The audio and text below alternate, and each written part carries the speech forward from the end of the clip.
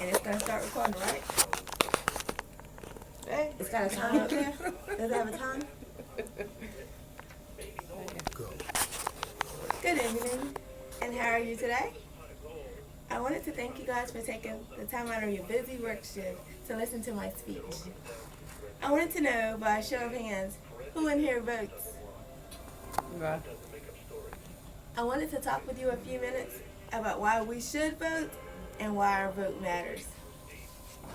President Lyndon B. Johnson once said the vote is the most powerful instrument ever devised by man for breaking down the injustice and destroying the terrible walls which imprison men because they are different from other men. The legend Dr. Martin Luther King fought for the right to vote in Montgomery, Alabama, because our vote is our voice and our voice matters. I am an American and I vote. So many of us sit and complain about the mishappenings in the world, but no one wants to change them.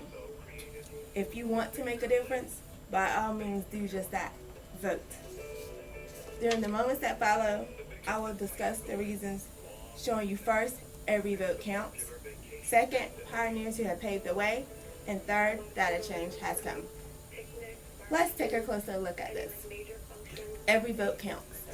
An example would be the turnout in the presidential elections, which have been on a major incline since the year 1872 until 2008. Another example would be the voting board attributed the shift to a number of factors such as the state's popular and electoral votes. If needed, another example would be as Americans' population continues to grow, so will the need for everyone to just go out and vote. Let's not forget the pioneers who have paved the way.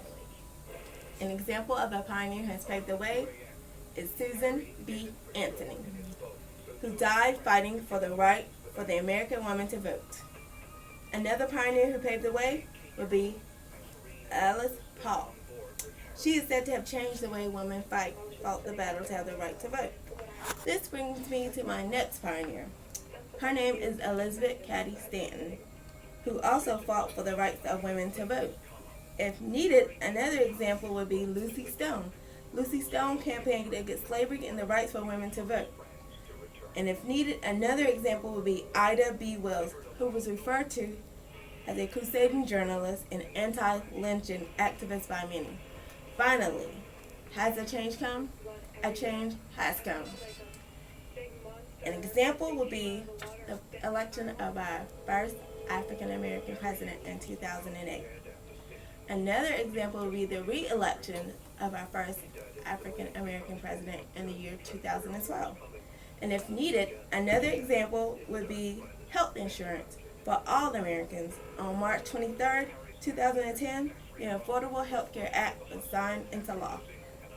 This brings me to my conclusion. As I have just demonstrated, our voice counts and matters.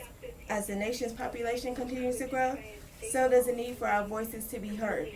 We as citizens can change our nation with a push of a button or the click of a switch. We can bring fairness, justice, and honesty to an unjust, unfair, and one-sided nation if we take the time to vote. We as citizens are the linchpin that hold this nation together, and never let anyone tell you different. Black, brown, blue, green, purple, orange. Our vote has no color. If we want to make a difference, this is how. Go out and vote.